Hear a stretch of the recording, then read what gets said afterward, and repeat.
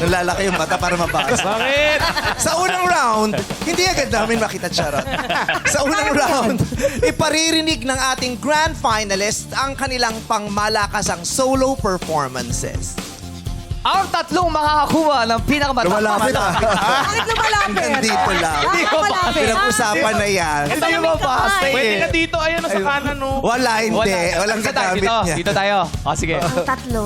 Ang tatlong makakuha ng pinakamataas na marka ang papasok sa ikalawa at huling round kung saan nila ipapadinig ang medley hits na napili nilang music icon. Ang hihina na naman ng mga mata nyo. Wow! Doon ka sa taas. Doon ka sa taas.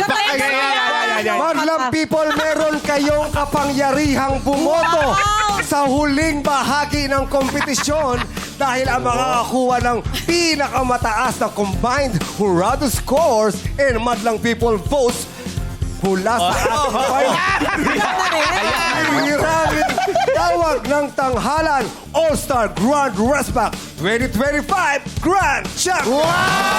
Napakayabang nito. Kaya ba? Siya nga ikaw nga mag-usap. Charot lang siya. Siya